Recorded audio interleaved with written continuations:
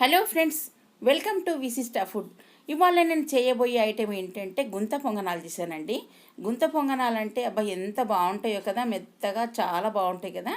అందుకోసం అని చెప్పేసి నేను గుంత పొంగనాలు చేశానండి. ఇది కొంచెం బాగా వేగితేనే బాగుంటాయి అని చెప్పేసి నేను దోరగా వేయించాను. ఇదిగో ఇలా ఉన్నాయండి. ఇవన్నీ కూడా మనకు చక్కగా వేగిపోయినాయి కదా, లోపల కూడా బాగా కుక్ అయినాయి. ఇదిగో చూడండి, వేడి వేడిగా ఉన్నాయి కదా గుంత పొంగనాలు. లోపల కూడా మనకు లోపల పిండి అంతా కూడా బాగా కుక్ అయింది. ఇలా పల్లి చట్నీతో తింటే ఎంత బాగుంటుందో, చాలా బాగుంటుంది.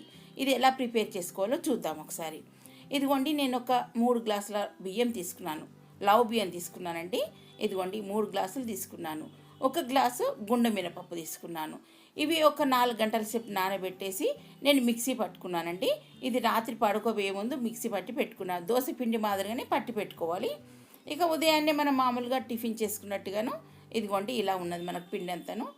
ఇలా ఉన్న తర్వాత నేను స్టవ్ పైన చిన్న ప్యాన్ పెట్టేసుకొని ఇదిగోండి 1 స్పూన్ ఆయిల్ వేసాను. ఈ ఆయిల్లో 1 స్పూన్ కంటే తక్కువ వేసుకున్నా పర్లేదు. కొద్దిగా శనగపప్పు, ఆయిల్ వేడెక్కాక కొద్దిగా శనగపప్పు, మినపప్పు 2 వేయించుకుంటున్నాను.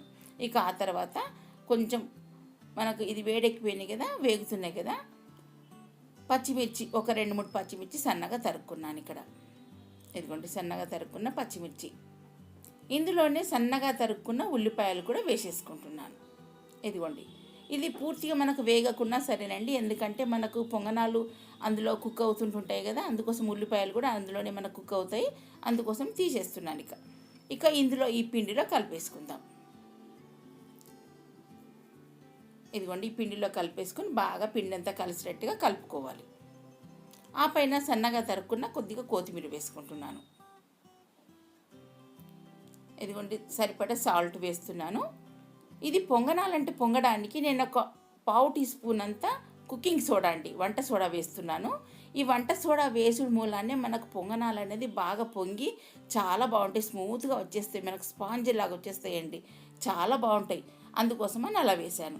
ఇక పిండి అంతా కూడా మనకి ఇలా ఉండాలండి, మరీ పలచగా కాకుండా మరీ గట్టిగా కాకుండా ఇలా ఉండాలి. ఇక ఆ పైన స్టవ్ పైన నేను గుంత పొంగనాలు పెట్టుకున్నానండి. ఇది వేడెక్కుతుంది మనకు.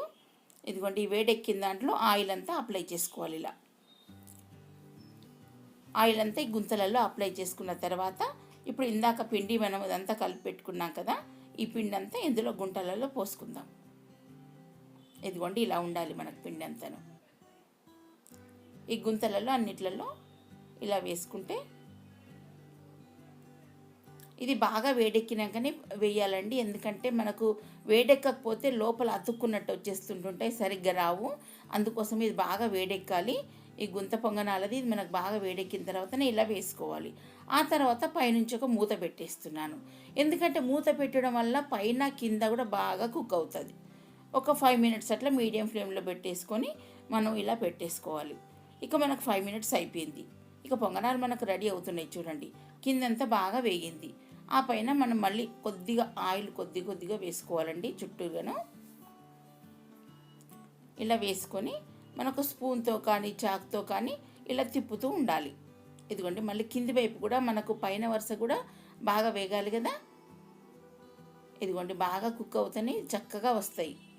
ఇదిగోండి ఇవన్నీ కూడా మనకు అన్నీ మళ్ళీ తిరిగేసుకుంటున్నాను.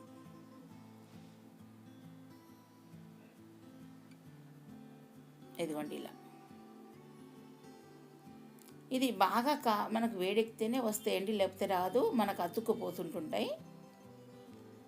ఇక అన్నీ కూడా ఇలాగే వేగుతున్నాయి కదా, ఇక మనకు రెడీ అయిపోయినట్టే పొంగనాలు. ఇక ఆ పైన నేను ప్లేట్లోకి సర్వ్ చేసుకొని ఇక పల్లీ చట్నీతో తినడమే ఆలస్యం అండి. ఓకే ఫ్రెండ్స్, మీరు కూడా ఒకసారి ట్రై చేసి చూడండి, చాలా బాగుంటాయి. Thank you.